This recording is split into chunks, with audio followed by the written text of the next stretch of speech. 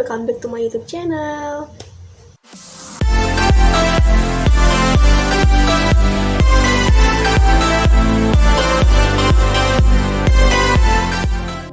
Bertemu lagi dengan aku Andina Ahyam Rameswari dari Pendidikan Geografi Angkatan 2021 ini. Nah, di video kali ini kita akan membahas data pribadi.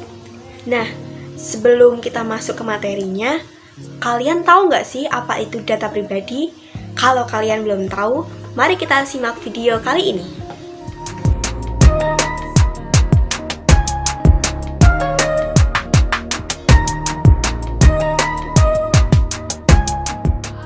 Nah, data pribadi sendiri merupakan sebuah informasi yang dapat kalian gunakan untuk mengidentifikasi seseorang.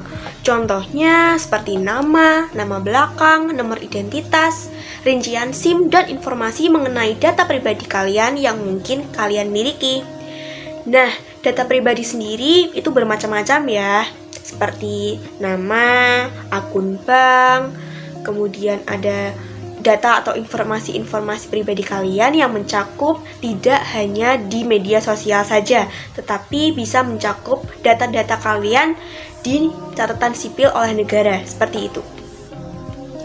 Nah, selanjutnya apa aja sih yang termasuk data pribadi? Next.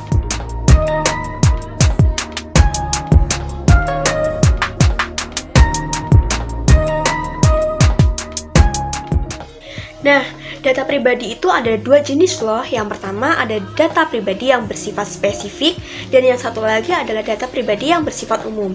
Nah, kira-kira apa aja sih yang termasuk data pribadi yang bersifat spesifik maupun umum? Untuk data pribadi yang bersifat spesifik itu meliputi data dan informasi kesehatan, kemudian ada data biometrik, data genetika, data catatan kesehatan, data anak, dan data keuangan pribadi atau data yang sesuai dengan ketentuan peraturan perundang-undangan. Nah, sementara untuk data yang bersifat umum sendiri, ini meliputi 6. Yang pertama ada nama lengkap, jenis kelamin, kewarganegaraan, agama, status perkawinan atau data pribadi yang dikombinasikan untuk mengidentifikasi seseorang. Nah, berdasarkan dari apa aja yang termasuk data pribadi tersebut, kita sebagai masyarakat awam tentu saja harus menjaga itu data pribadi. Mengapa sih data pribadi itu sangat penting untuk dijaga?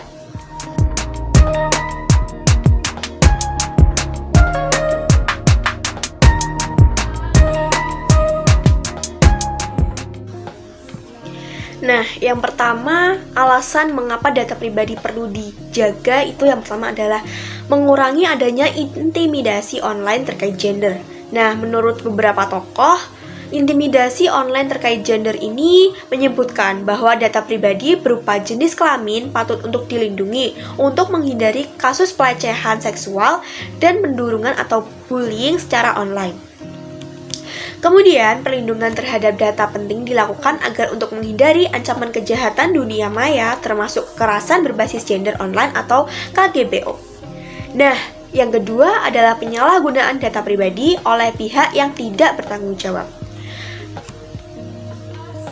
Dalam diskusi itu, Kemenkominfo juga membeberkan 4 tujuan dibuatnya rancangan undang-undang atau RUU Perlindungan Data Pribadi atau PDP yang kini masih digondok dengan kementerian lainnya sebelum diserahkan ke DPR 3 untuk menjauhi proses penipuan.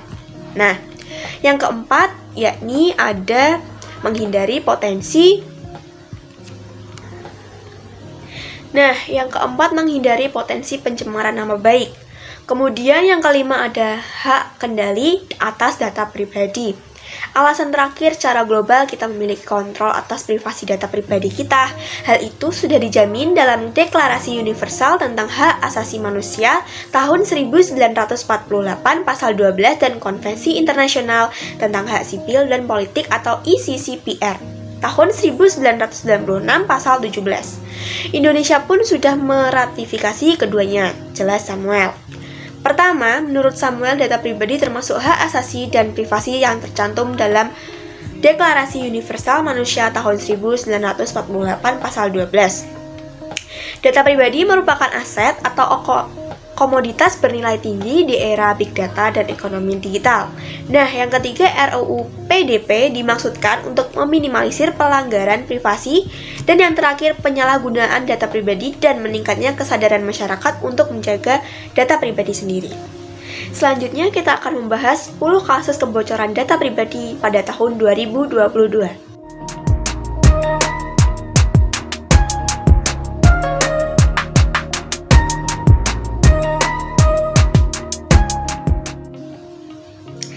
Yang pertama ada data pelanggan IndiHome yang bocor sebanyak 26 juta data yang diduga milik pelanggan IndiHome bocor dan diperjualbelikan oleh Bridge Forum oleh Bjorka pada bulan Agustus. Nah, data-data itu berupa histori pencarian, keyword, user info yang mencakup email, nama, dan jenis kelamin hingga nomor NIK. Kemudian, kasus yang kedua adalah data pelanggan PLN. Sebanyak 17 juta data diduga pelanggan PLN juga bocor ke dalam forum hacker pada bulan Agustus 2022.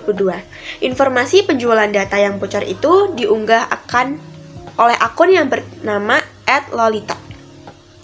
Kemudian yang ketiga terdapat data internal Jasa Marga. Nah, Jasa Marga sendiri juga menjadi sasaran serangan berikutnya dari peretas yang kali ini mengklaim bernama Desjardins Group pada bulan Agustus tahun 2022. Mereka membocorkan data berkapasitas 252 GB yang berisi data, coding, serta dokumen dari 5 server instansi tersebut. Yang keempat merupakan kasus data SIM card. Sebanyak 1,3 miliar data pendaftar kartu SIM card diduga bocor dan data dijual forum gelap pada September 2022. Bjorka mengklaim data itu dapat dari Kementerian Komunikasi dan Informatika. Ada 105 juta data KPU bocor. Masih oleh Bjorka, sebanyak 105 juta data dijual di situs gelap dengan judul Indonesia Overship Database Forum KPU 105M September. Ia tidak lupa menaruh logo Komisi Pemilihan Umum atau KPU di lapak jualannya. Nah, itu tadi beberapa contoh kasus kebocoran data pribadi ya. Selanjutnya, bagaimana cara kita untuk menjaga data pribadi kita? Mari kita simak video selanjutnya.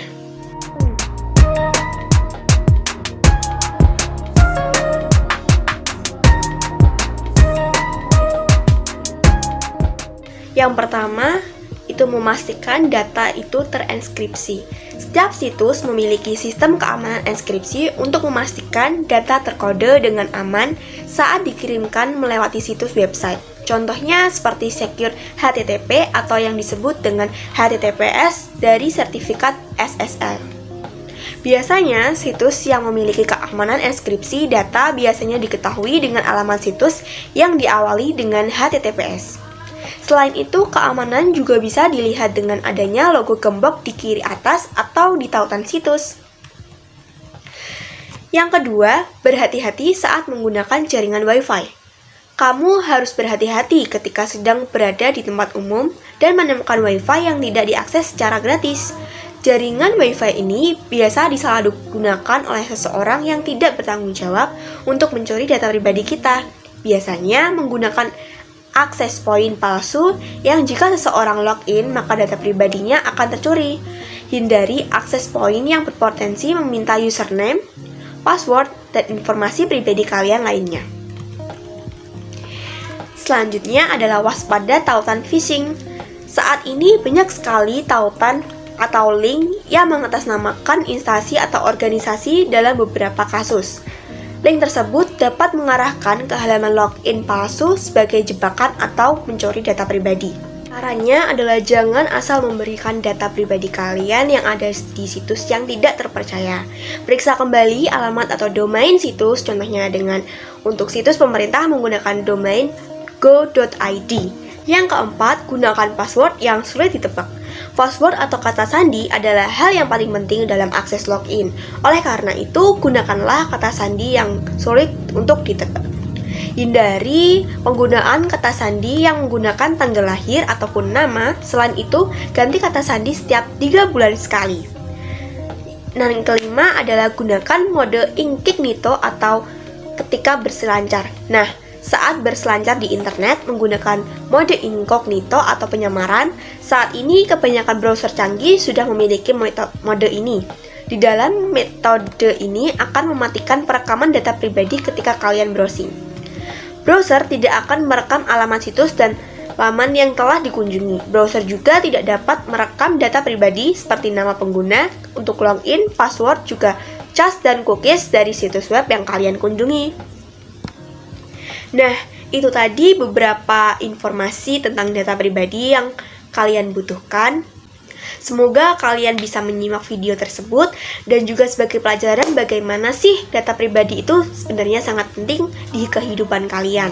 Oke, untuk video kali ini cukup sampai sini aja. Jangan lupa like, comment, dan subscribe. Jangan lupa tonton video aku selanjutnya dan see you next time.